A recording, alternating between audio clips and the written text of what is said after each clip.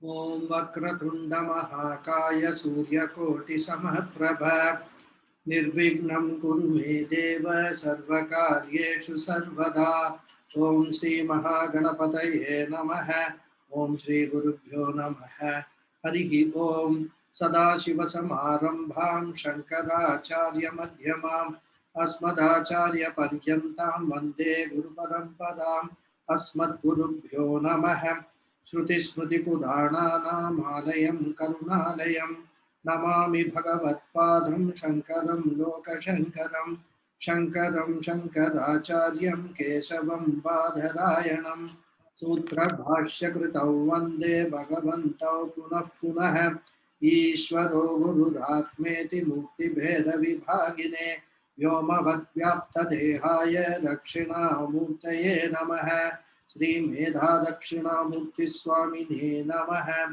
ओम सहनाववतु सहनौ भुनक्तु सह वीर्यं करवावहै तेजस्विनावधीतमस्तु मा विद्विषावहै।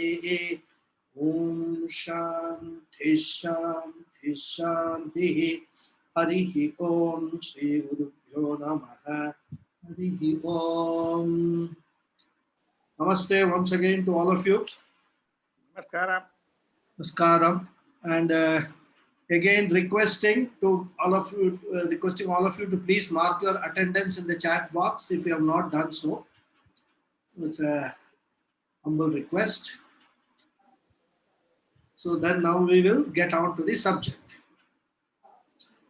So in the last class we saw the very first sentence which the author has written. Sadhana chatushtaya sampannadhikarinam moksha sadhana bhutam tattva viveka prakaram vakshyamaha. He said, right? So he said that I am going to, or in fact it's saying that I will now impart the knowledge of, that means self-knowledge, to the qualified students for attainment of moksha. And he used a word vakshyamaha. It's a plural form. Now I think in the question answer session in the last class there was a question, and I think Lataji, if she's there, I think she raised that question. I actually didn't get the, I couldn't understand what she was referring to, but later on when I thought I could understand what she was referring to, I think her question was, this is individual talking, so why a plural is used? It should have been singular. Vakshyami, it should have been, why vakshyamaha? If that is the question, if my guess is right, then I can explain. See, in our scriptures, no guru claims the authorship of whatever he is saying or he is doing upadesha. Whenever a guru is teaching, he is actually teaching what he has learned from his guru. And similarly, the guru would have taught to this guru what he learned from his guru. So the entire guru parampara teaching is what flows down. And nobody takes the credit for whatever they are saying. They always give the entire credit to the entire guru parampara. His own guru being the immediate guru. So whenever a guru is speaking, he will speak on behalf of all the gurus in the parampara, starting from Medha Dakshinamurti Adi Guru. So that is why you will find wherever any guru is speaking, he will use a plural,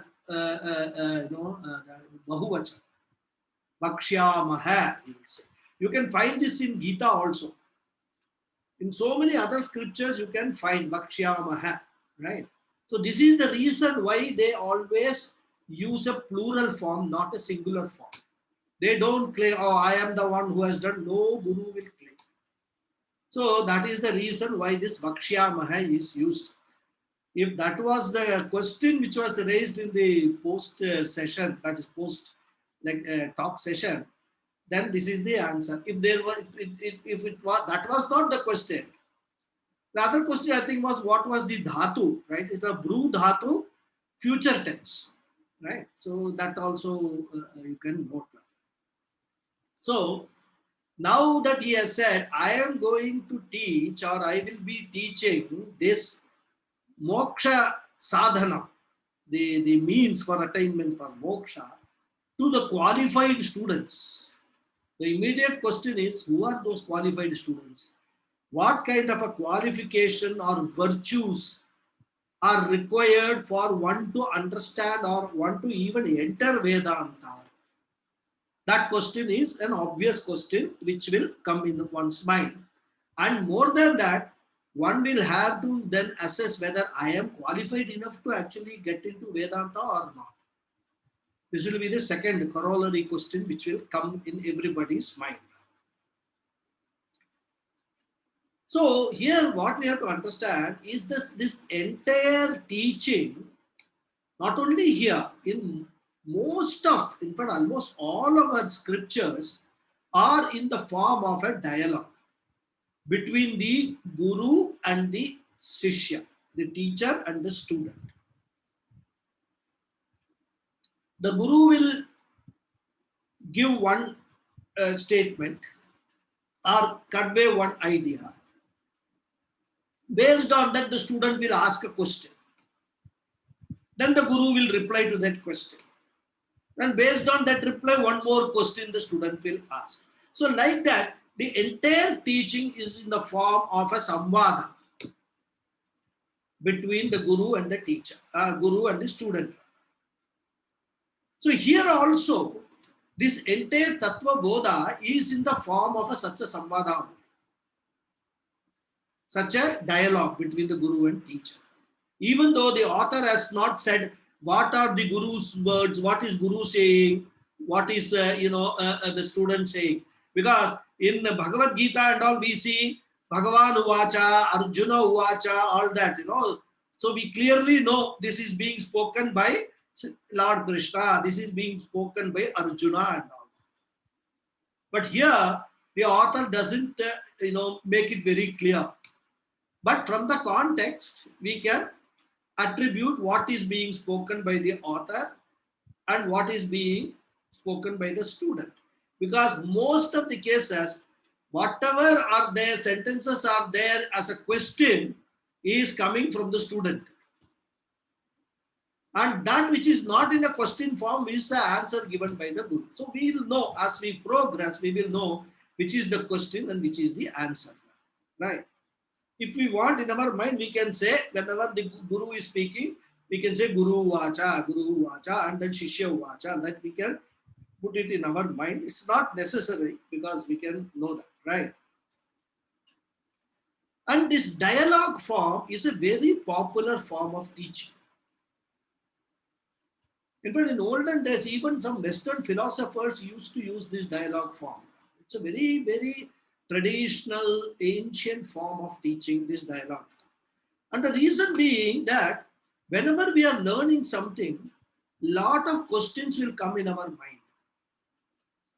So what the author or whatever is the composer does is, those questions he puts it in the form of a question from the student. And when we see that, immediately we relate with that. So our own understanding becomes much more firm. So that is why this dialogue form is used. And an imaginary teacher, you can take an imaginary student. This need not necessarily be actual dialogue taking place between a guru and a student. They are all imaginary teacher, imaginary student. The imaginary teacher is the person who is writing the text, right? And imaginary students are all, we are all learning that. That is how we have to understand. Because these questions, even today, whenever we go anywhere, that FAQs are very important, frequently asked questions. So similarly, in Vedanta also, in all these teachings, many students will have same questions, frequently asked questions. So the teacher anticipates that and then answers those questions. Okay. So then, based upon what the Acharya has now said, the student raises his hands and asks a question. What's the question? We can say, Shishya Uvacha. Sadhana Chatushtaya Kim. What is this Sadhana Chatushtaya that you have spoken about?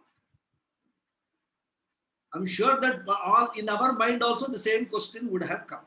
What is this Sadhana Chatushtayam which the Acharya has used that word? Right? So the Acharya is now answering. Nitya Anitya Vastu Vivekah. Number 1. Iha Mutrartha Phalabhoga Viragah. Number 2.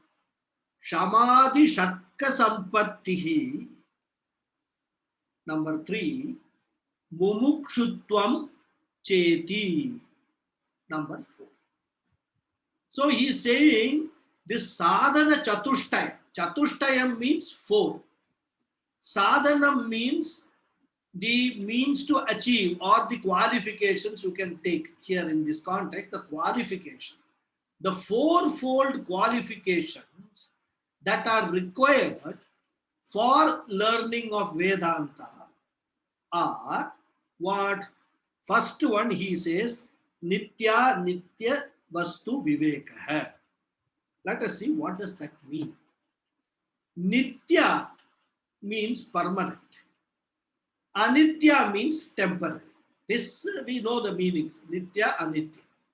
He says Vivekah. Vivekah means discrimination.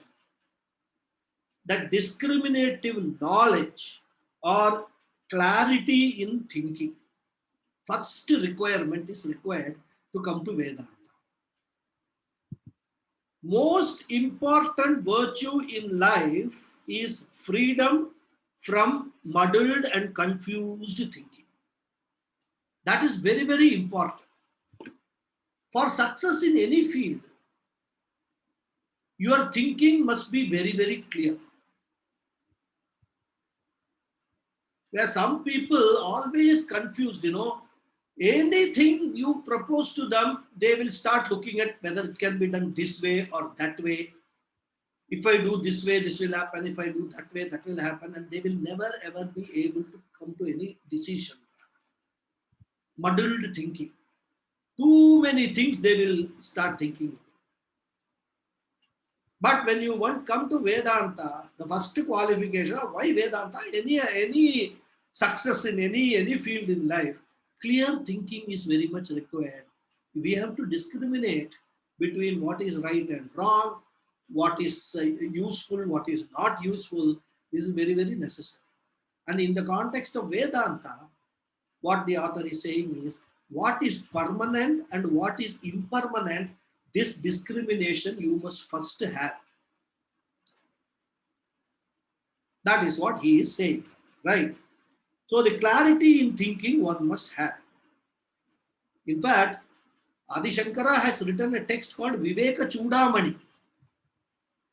Chudamani means what? The crest jewel, right? The which is what you call crest jewel. I don't know the jewel which we see in the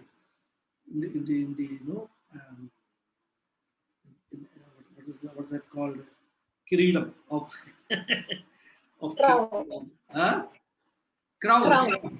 Crest jewel, crown jewel, Chudamani. And Viveka Chudamani. Viveka means what? Just now told you, discrimination. And it's a very massive work. It is also a Prakarana Grantha like Tattva Bodha only, as I told you in the last classes. It has got 580 plus verses. What is told in Tattva Bodha in 2 verses, Adi Shankara says is in 40 verses. It's a very massive work, beautiful work, lovely verses he has composed, Adi Shankara. Right? So, that clear thinking, that discriminative thinking alone is the primary ornament, the crest jewel of any human being. That is what is the meaning of this Viveka Chudamani. If you don't have that clear thinking, then success in life in any field is a question mark. Right? What Adi Shankara is saying, that all these gems and all that you are wearing on your crown, O king, or other people whomsoever may be wearing it, ornaments and all, they are not the real jewels. The real jewel is clear thinking. That is what he says, right? Of course, in the contemporary days, nowadays, this word discrimination itself has become a very, very abused word, right? Because it is the gender discrimination, this discrimination, that discrimination, so nationality, so many. The discrimination has got a negative connotation. Right? But if you look at the dictionary, discrimination means to separate, to think clearly, to what to say, identify, the different things. That is what is discrimination. So viveka is what the word used by Vedanta. We doesn't have an actual translation in English. So for want of a better word, we are using this word discrimination, and we must understand it in a positive sense, right? Not in a negative sense. So this is the clear thinking, a clear insight. This is the first requirement, first qualification, viveka or discrimination. So before going into further detail, let us understand what is this nitya anitya vastu viveka. Okay. So as I told you, nitya vastu means a permanent thing. Anitya vastu means a temporary thing. So whatever is permanent is nitya, whatever is temporary or impermanent is anitya. That's very clear. So author is now saying, yeah, I am not talking about any other discrimination and all. I am talking here about the qualification, which is what is permanent, what is impermanent. One should have a very clear understanding of that. That discrimination is what the author is talking about. No other discrimination he is talking about. So nitya anitya vastu viveka is talking about. Because there is a reason why we should know it. In Vedanta, what we are looking for a final destination of moksha.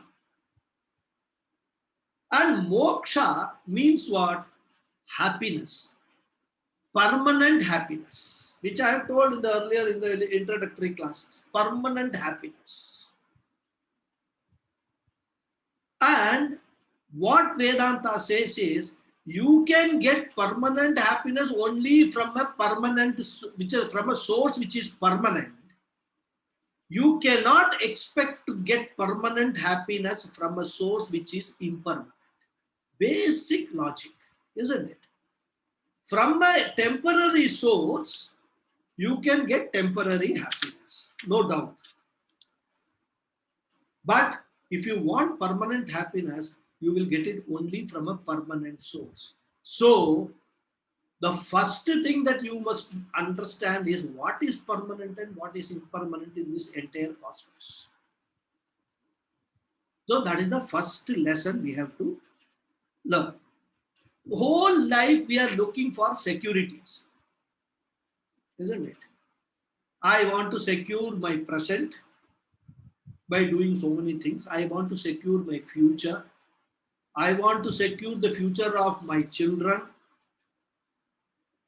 I want to secure the future of my family when I am no longer there. All these things, security is what we keep running around. When we saw the Purusharthas, the 4 goals of human life, Artha Purushartha is all about unending search for security and more security and more security. So when we are looking for the security and also happiness in our life, we should expect to get that from a source which itself is secure. A source which itself is insecure, how can we expect a security from that source, isn't it? So if we expect that, Vedanta says, hey, Mudha Mate, it's a foolish expectation. It's a unreal expectation, unintelligent expectation. And whenever we have these unreal and unintelligent expectations, it will definitely guaranteed will lead to sorrow in our life. Because at some stage that expectation will not be met and we will feel sorry. This is another rule of our life we can observe. In fact, we can observe this within our family itself. Many people feel that their children will take care of them in their old age, security, future security. And when that doesn't happen, you can imagine what the condition of those people, emotionally, physically, all that, full of sorrow, right? Anyhow, let's not get into that. So, what we have to do is look around and find out what is impermanent in this world. And when we sit back and make an analysis, take each and every item, what is impermanent in this world, we will find that everything is impermanent. There is nothing permanent in the world. Everything is born, it is there for some time and it goes away.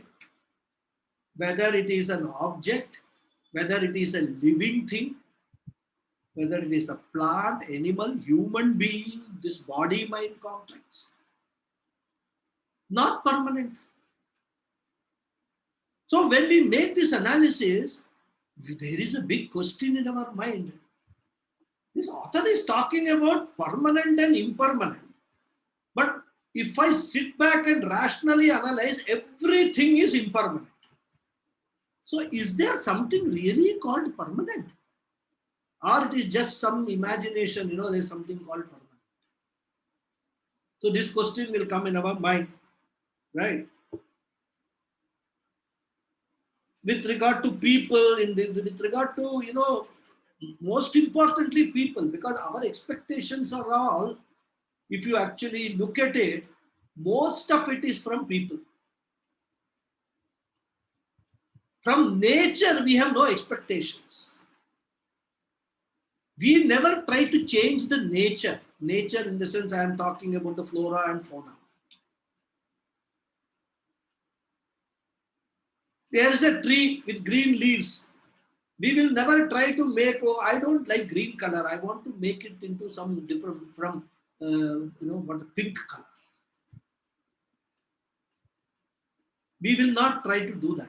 We will accept it. Green tree, green leaves are there. Okay, let me accept this.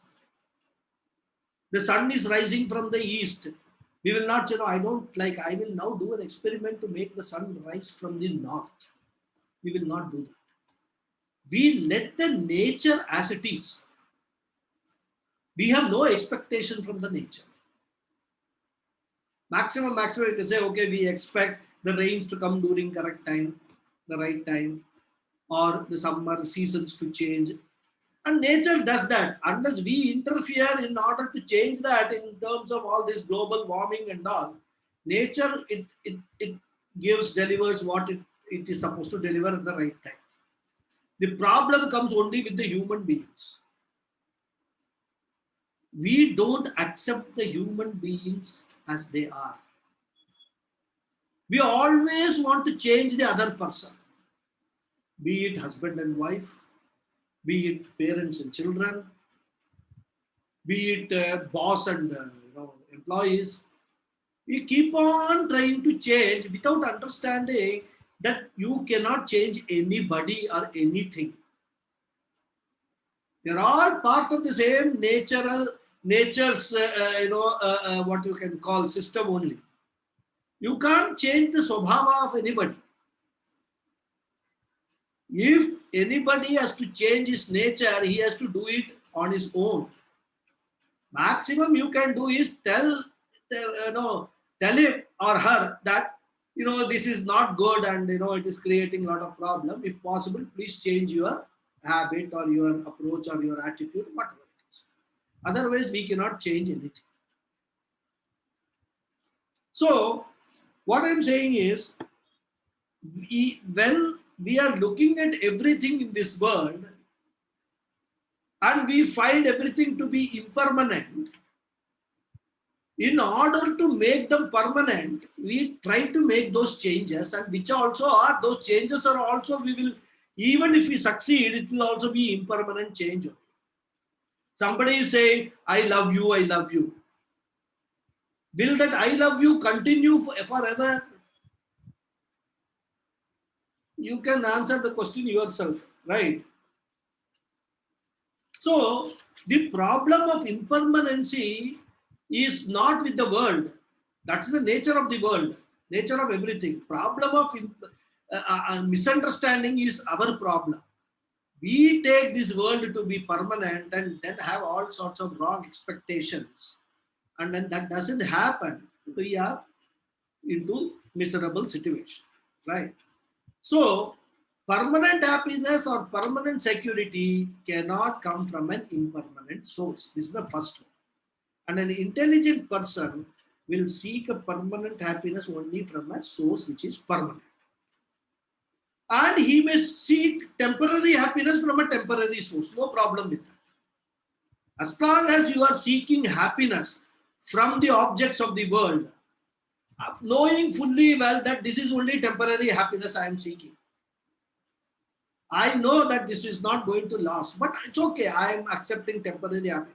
As long as you are aware of that, there is no problem. The problem comes when you mix up these two things, temporary and permanent businesses, temporary things and permanent expectations, right? Because we should know that from where we can get what. If we want to buy a dress, we go to an apparel shop. If we want to buy ornaments, we go to a jeweler shop, isn't it? If we go to apparel shop or a shoe mart, we won't get ornaments there. There we have discrimination. We use our, from where what we will get. But when it comes to happiness, we must use the same discriminative power to know from where what we will get. Okay. So this is the first one, which is permanent. The security and permanent happiness one can get from a permanent source only. This is the first requirement. Now I raised a question. Is there something called permanent source for happiness? I won't answer that question. The Acharya himself will answer that question later. Okay. Here we are talking only about the qualification. Nitya Anitya Vastu Viveka. The discrimination between what is permanent and what is impermanent. So from the answer, we can know that there is something which is permanent, which we are not aware of. And because we are aware only of impermanent things, we think that there is nothing permanent in this world, in this cosmos. So that we will come to that later. When he will be asked this question, what is Nitya Vastu? He will answer that. At that time, we will see the answer. Okay. So the second qualification will come. He says, Viragaha. Viragaha means, actually, in the common parlance, this word Viragaha has got a little negative connotation. But Viragaha means basically dispassion. Dispassion for what? Iha amutra artha phala bhoga viragaha. This is what the answer he is giving, right? So, phala bhoga viragaha means a dispassion towards the enjoyment of the result of all that we are doing in this world and also hereafter. Literal translation. But from a Vedanta point of view, if you say dispassion, what does that mean? That means what? You should not have any attachment to anything at all or not. The question. Vedanta never ever takes any extreme view. What Vedanta says is, by viraga, what we are meaning is addiction. You should not have any addiction to these things which we are talking about. Slavery, basically. Slavery to all these sensory pleasures. Don't get addicted to them. Enjoy them, no problem. But don't become a slave. Let those pleasures or those enjoyments not drive your life. Your life, focus it on your 4 purusharthas. So you can have desires, but those desires should not enslave you. At any cost, I am going to do this kind of a thing. If you get into that, then that's a problem. Sometimes you will end up paying a cost which is much more than what you are achieving is really worth. Isn't it?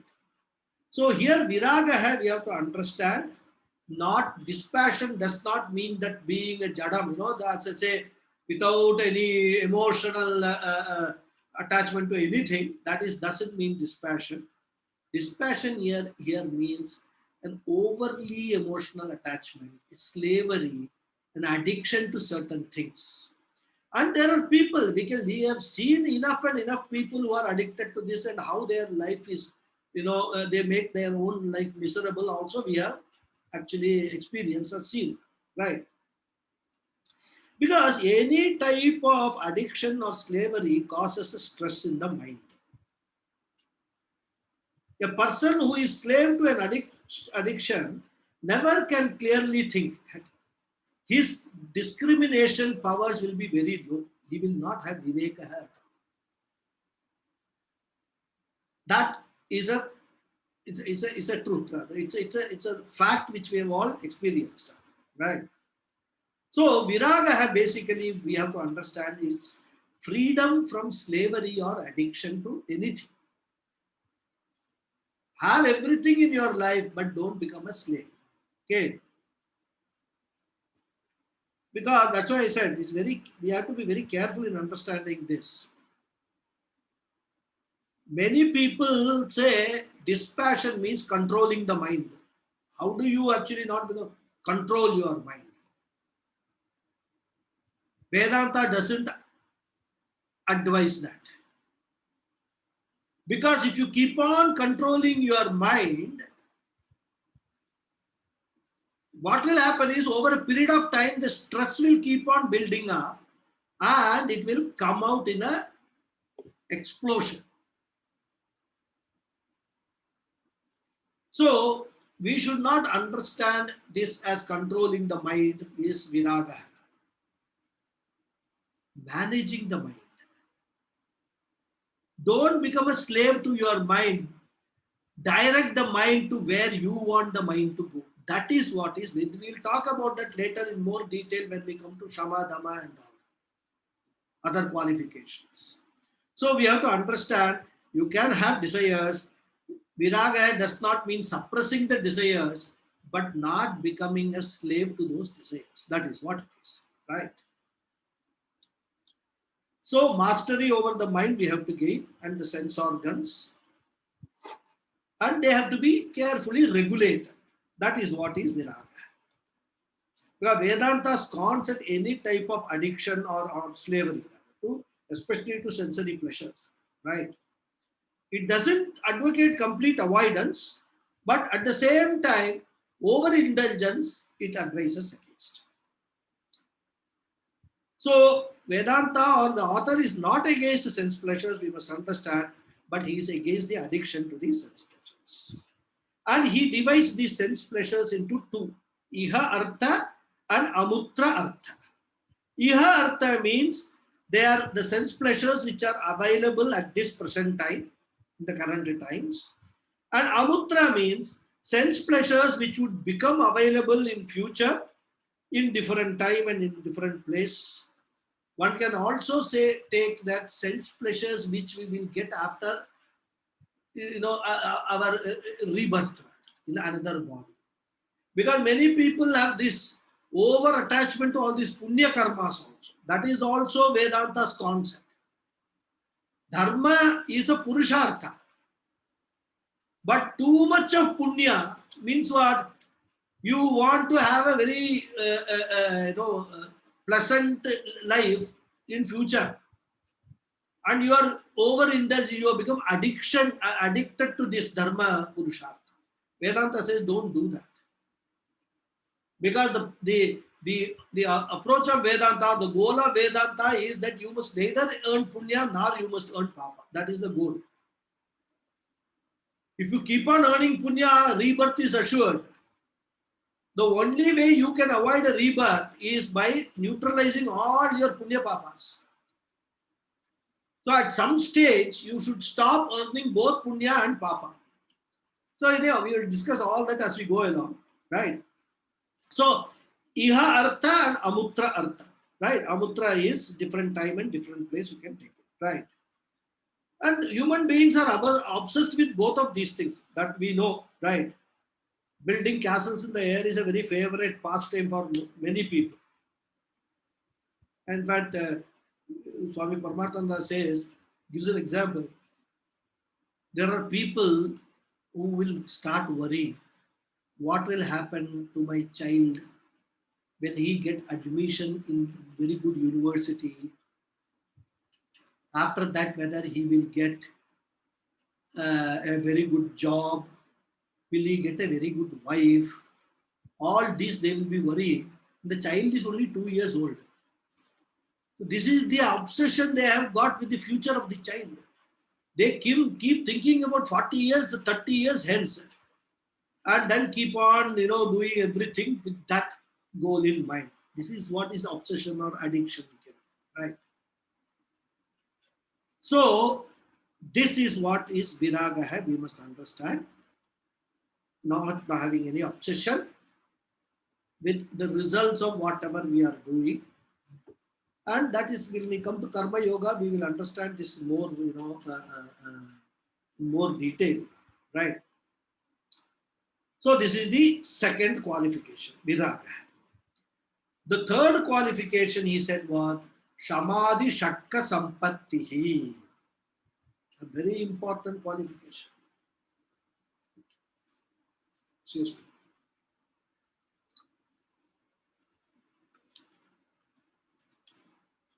He says shama adi means shama etc. Shakka sixfold. Sampattihi inner wealth.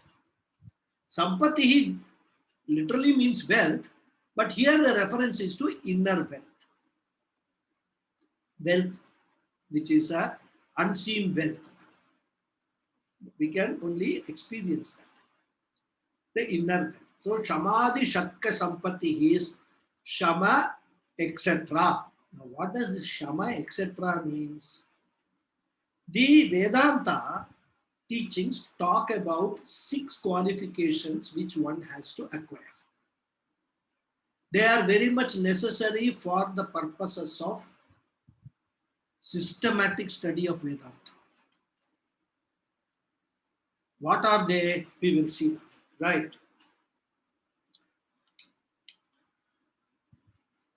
And basically they are self-discipline.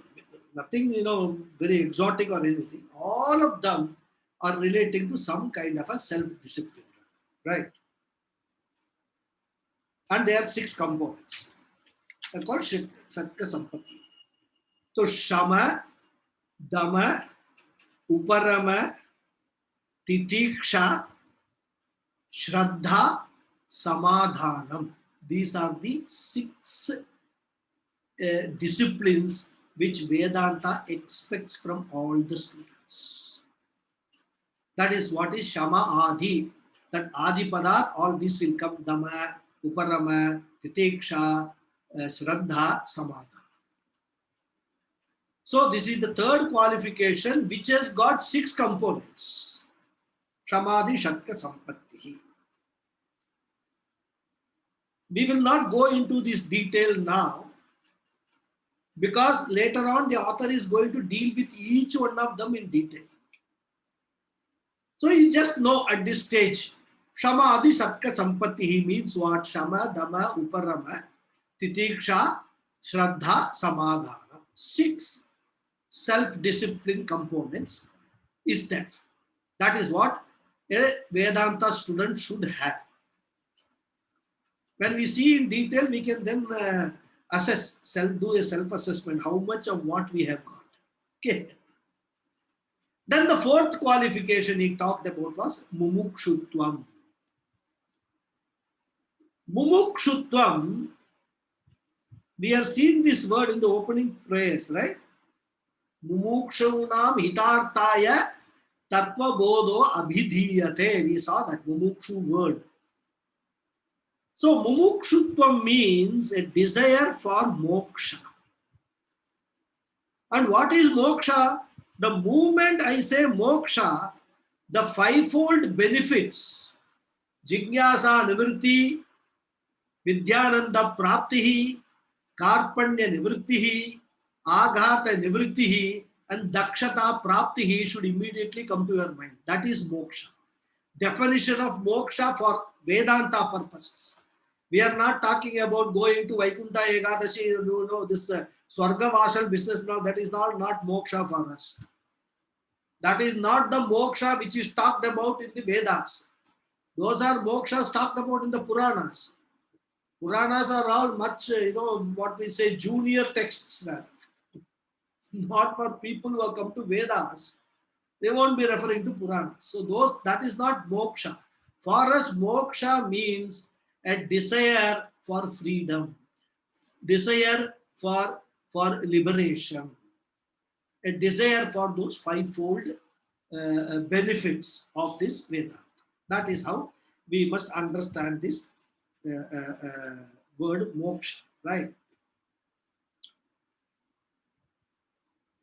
Because in any transaction, if I want to give something, there should be somebody to receive.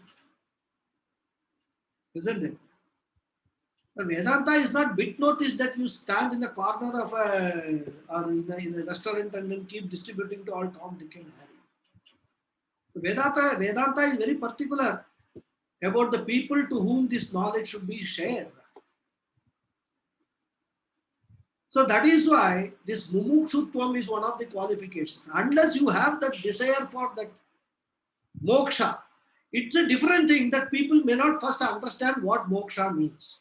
They may think that moksha means going to Vaikuntha or Kailasa or whatever it is, or Brahmaloka, and all that is moksha.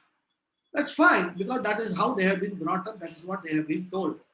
So it is important to first to understand what we mean by moksha. Now, once you understand what is moksha, and if you don't have a desire for that, you don't have a desire for that happiness, that Vidyananda Prapti, the knowledge that you gain, the permanent knowledge that you gain from gaining knowledge, if you don't have a desire for that, Vedanta says, thank you very much. Do whatever you want to do, see TV shows and film shows and things like that and all, no problem. Vedanta says, I know that out of 1 million people, maybe if 10 people come to Vedanta, it's a big score. Because 99% of the people will not have interest in Veda, they won't understand anything of this. That is why these qualifications are being prescribed. You want to go get into a medical college. Any Tom, Dick and Harry can get into medical college. Don't say it happens in India. Don't say that. But I'm talking about the system, correct system. Not possible.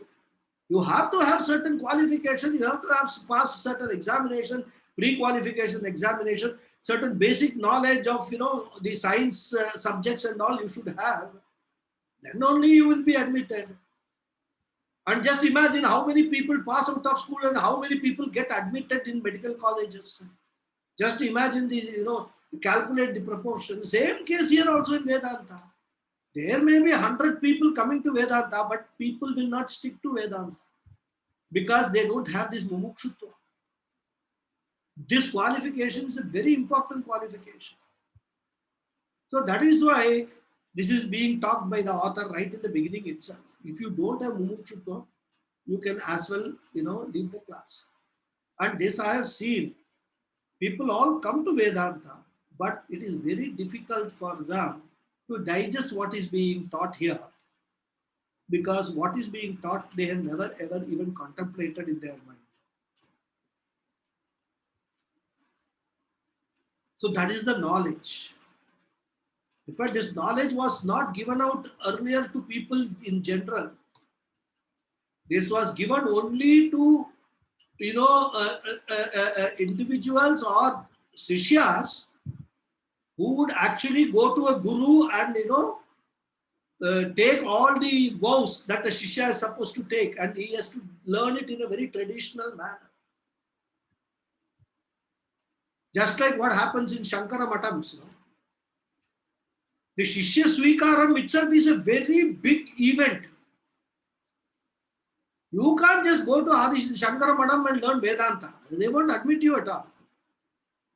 You can listen to the lectures given by Shankaracharyas and all that, that's fine. But he will not teach you like this, what he teaches to his Shishya who has been accepted as a Shishya. That is the traditional way. But of course, thanks to Swami Chinmayananda, Swami Dayananda Saraswati and all, the subject matter has been opened up to the world. So that their approach is, let 100 people hear what it is. Maybe one or two may get interest in that. And let them benefit. Let that one or two benefit. For that reason, let me not avoid talking about this. So that is their approach, and which in my personal view, it's a correct approach. So this is the mumukshutvam is a very important qualification. Unless you have a desire to become a doctor, you won't get into a medical college. If you get into a medical college without a desire to become a good doctor, you'll be wasting your time and also wasting the time of the teachers. Similarly, if you don't have the desire for moksha, which is a parama purushartha, which is the highest of the goals of a human life, if you don't have a desire for that moksha, then don't waste your time in Vedanta, is what the author is trying to indicate. Right? So, this desire for moksha is not just an ordinary desire. It is an intense desire should be there for moksha, for this freedom, for this liberation. Strong desire should be there. I don't want anything else in my life. I have done artha, kama, dharma and all. I've seen everything. In fact, if you study Kathopanishad, it comes out very clearly right in the beginning itself.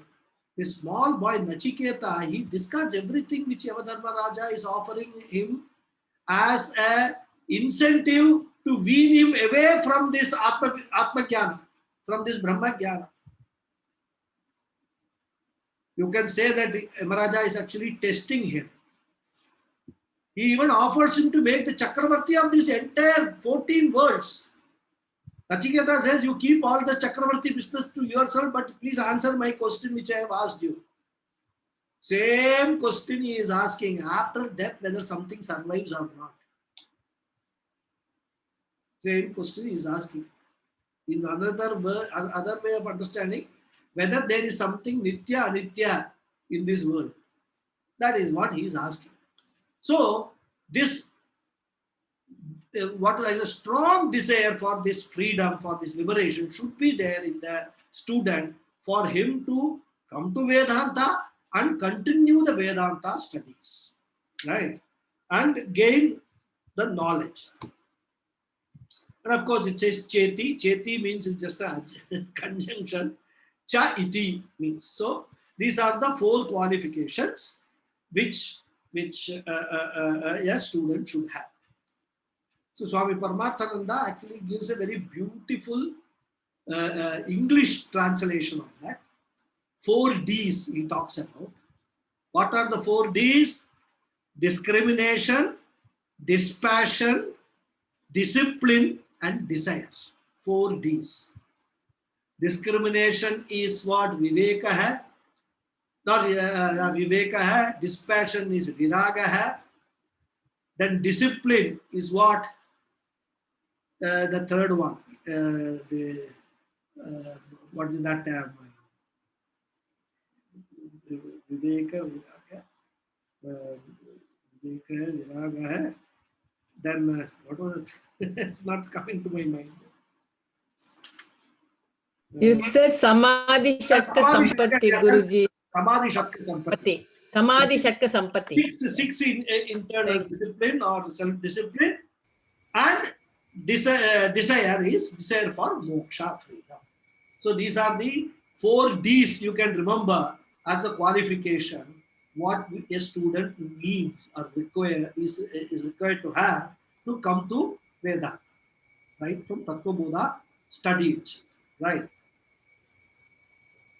So now a student who has heard this and who actually feels that, okay, I am an eligible student because I have an intense desire for this moksha. Such a student will have hundreds of questions in there after listening to what this Acharya has said, isn't it? So what happens? The next set of questions and answers, they follow. So the student is raising his finger. Acharya says, yes, what do you want to ask? He says, Nitya Nitya Viveka hai, Nitya Nitya Vastu Viveka hai kaha? What do you mean by this Nitya Anitya Vastu Viveka? You said that is one of the qualifications. Now I want to know whether I have it. So what do you mean by that? He is asking the first question. Acharya is happy because he wants the students to ask questions. By the students' questions only, a teacher will know whether the student is interested and whether he is learning. As I often say, if there are no questions from the students, there are only 2 things possible. Either everybody has understood everything completely, which is a very, very rare event, or nobody has understood anything. These are only 2 possibilities when there are no questions. So every Acharya, Guru will encourage the students to ask questions. Okay. So when he has asked this question, Nitya Anitya Vastu Viveka hai kaha, what is this? What do you mean by permanent and impermanent things in this world? The Acharya is answering, Nitya Vastu Ekam Brahma Tad Vyatiriktam Sarvam Anityam Ayameva Nitya Anitya Vastu Vivekaha. He says that there is only one thing which is permanent in this world, in this entire cosmos, in this entire creation. Only one thing which is permanent. Right? And what is that? He says that is called Brahman. He has not told what is Brahman. So that is called Brahman. Apart from that Brahman, everything else is anityam, impermanent. This much you understand. You ask what is the nitya, what is anitya? I told you. Brahman is nitya. Everything else, tad vyatiriktam. Except that, apart from that, everything else, right? Sarvam anityam, everything else is impermanent. And the thought behind the question in the student's mind is, as I told you, whether there is actually anything permanent in this world. Because our experience is everything is impermanent. So what can there be permanent? That's the question, right? One may live longer, but that also will come to an end. Even going to the other lokas like Swarga Loka and things like that and all, which are again talked about in our Shastras, that is also not permanent. You may go there, live there for a long time, but as Shastra said, Chine Punya Martya Lokam Vishanti. After the Punya is exhausted, you come back to this earth only. This Bhuloka only. So that is also not permanent. So that is what the Acharya is pointing out here. The only permanent thing is what is called Brahman. He has introduced a new word, Brahman, right? So the sun is not permanent, nothing is permanent. The entire creation is not permanent. At the time of Pralaya, the whole creation from a manifest form, it will go into an unmanifest form, into a seed form. So that is also not permanent. But even at that time, what is permanent is that that's what the Acharya is saying, right? So, Nitya Vastu Ekam Brahma. There is only one permanent. Ekam, only one. It's a very important word. This Ekam is a highly important word for Advaita Vedanta. For those of you who are attending the Vishnu Sahasranam class, you will understand how Adi Shankara holds on to this word Ekam and tries to say that the entire Vishnu Sahasranama is based on Advaita philosophy only. Just this word Ekam. So here also, Ekam Vastu, there is only one thing, which is called Brahman. That is the basis for the entire non-duality or Advaita Vedanta. Just understand. Okay. And this Brahman means it's an infinite principle. Brahman is not an object or an entity. It's a principle that we must understand. It is the word itself, Brahman, is from Brih Dhatu. Brih means big, right? Now, how big, you can ask? Because the big is a very relative term, isn't it? Compared to an ant, we can say a cat is big. Compared to a cat, we can say a tiger is big. Compared to a tiger, we can say elephant is big.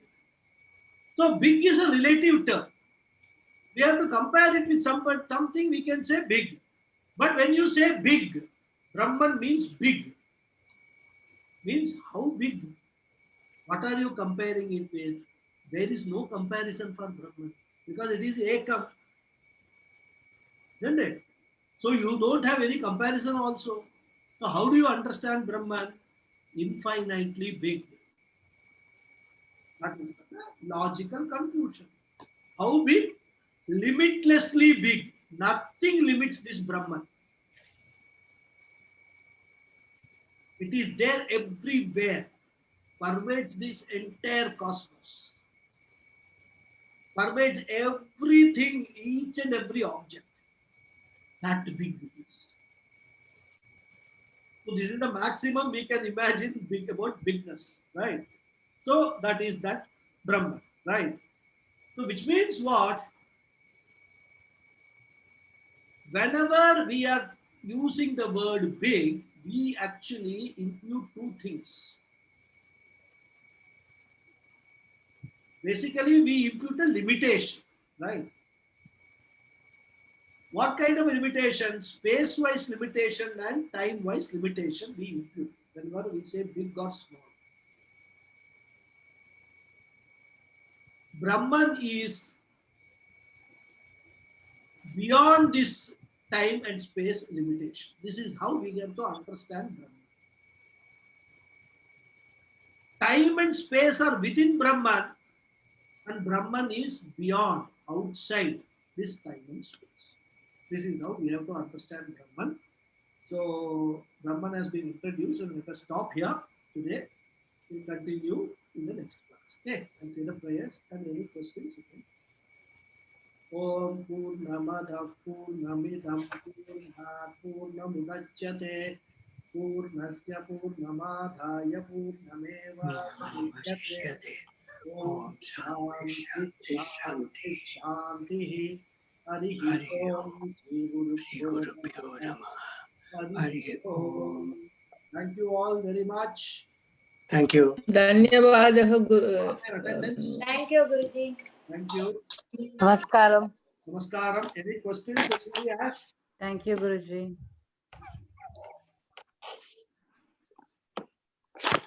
No questions?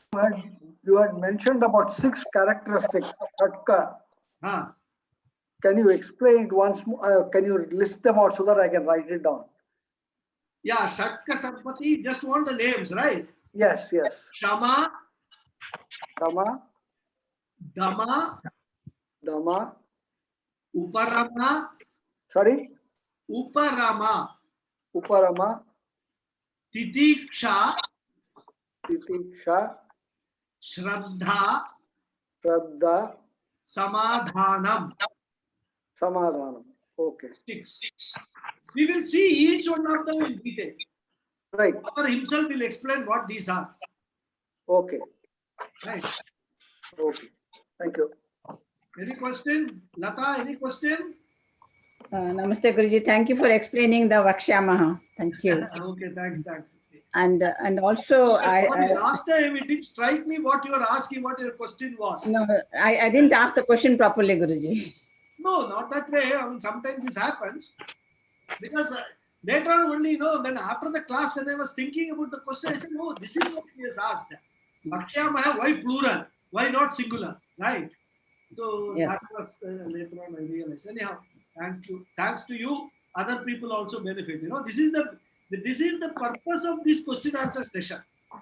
Many people may have this in their mind, but they will not venture to ask the question. If one student asks, everybody benefits. That's how the classes go on. Ekam Advitiya Brahma.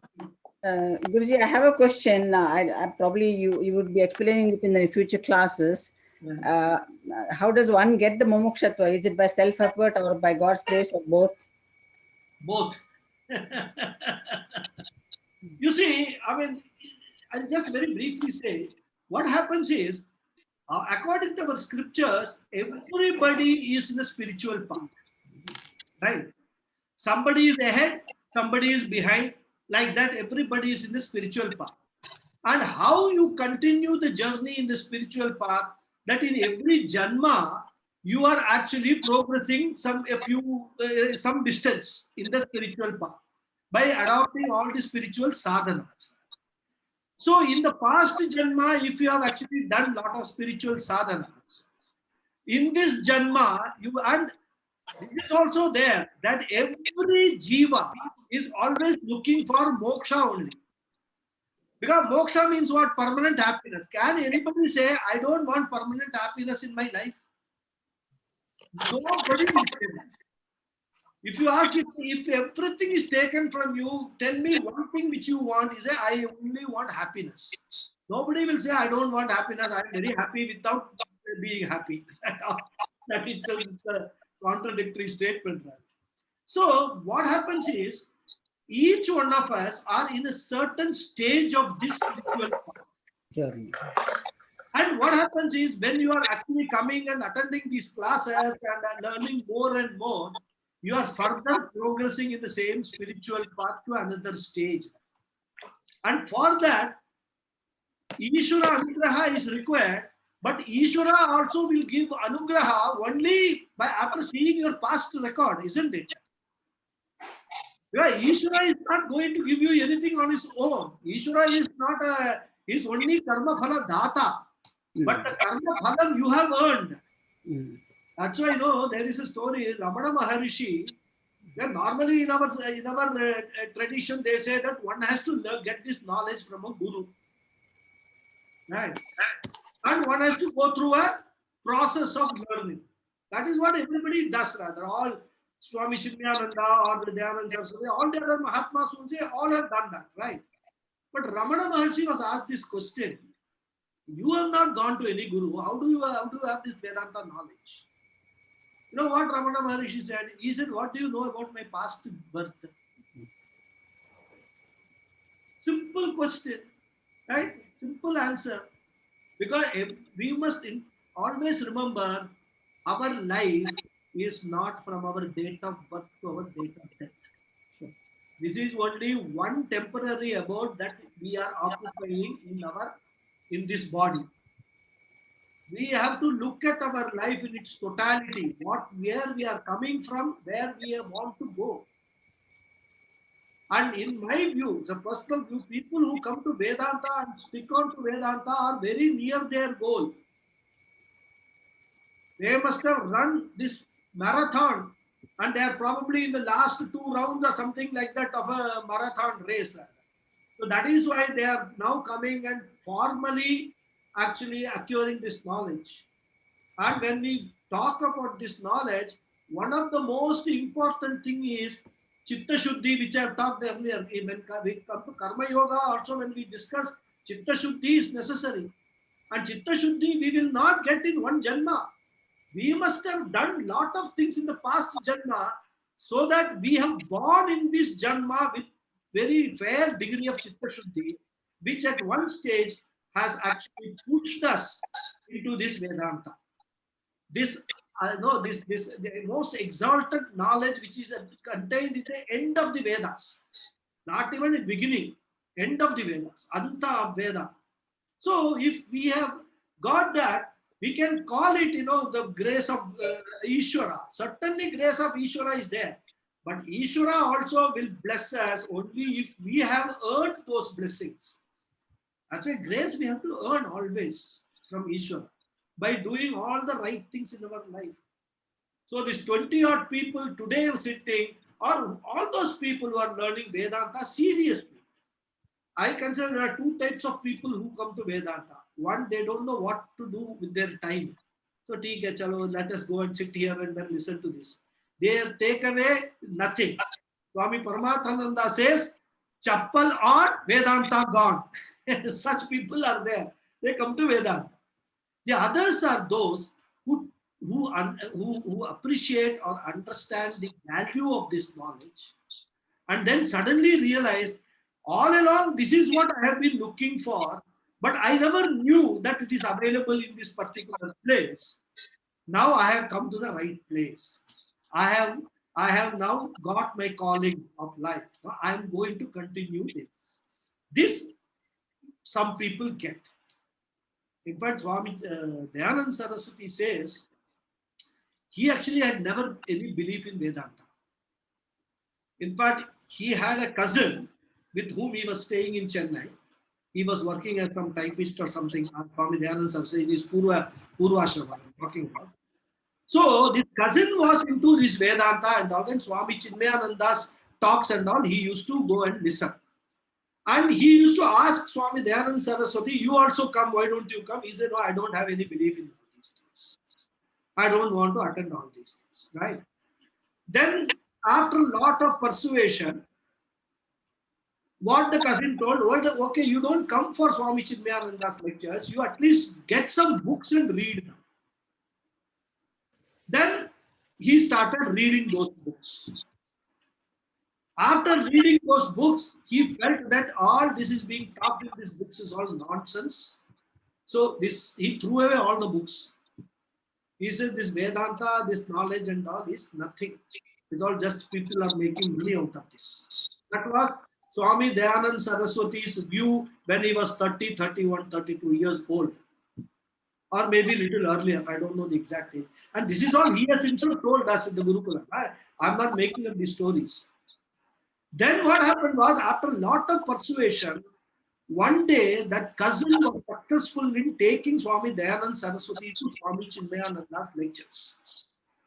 And there he was giving a lecture on Mundaka Upanishad.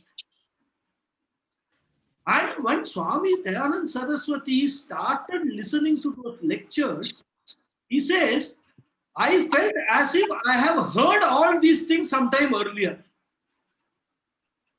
It appeared as if this was not new, something which was happening to me. What Swami Chinmayananda is saying, I have heard that. Then it dawned on him that, all these things. Then he actually became a Shishya.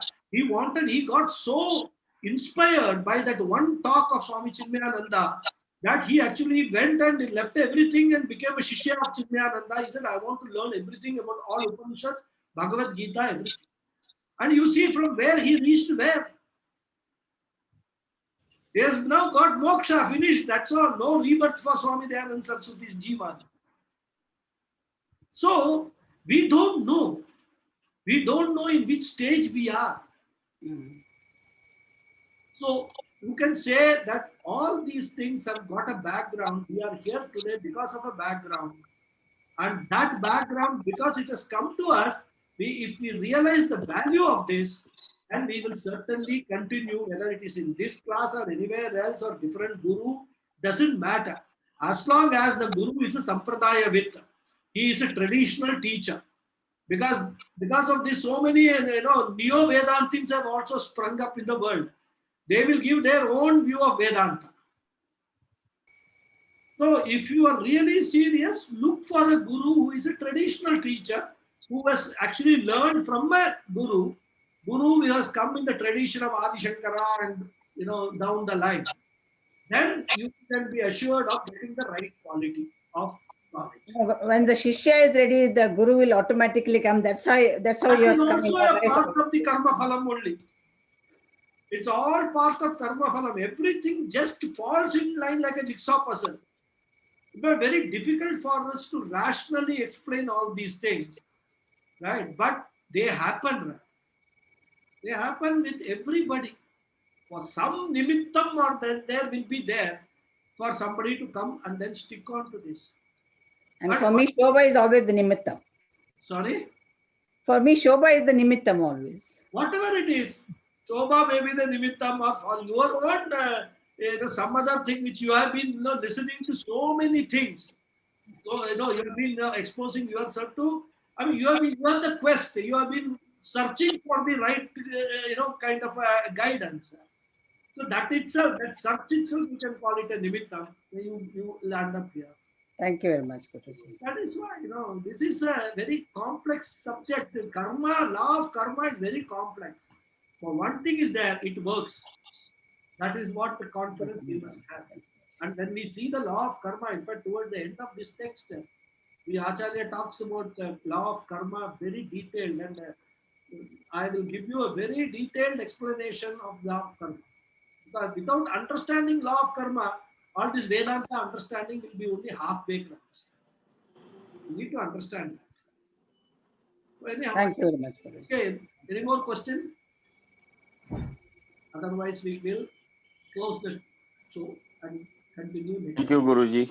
Happy New Year to you. Yeah, Hari Om. Thank you, Raghu. Thank you. Guruji. Thank you. Yeah, Happy New Year to Guruji and everybody. Happy New Year to everybody. Happy New Year to everybody. Yeah, we'll meet in the New Year only now. Isn't it? Okay, Hari Om. Thank you. Thank you. Thank you, Guruji. Thank you.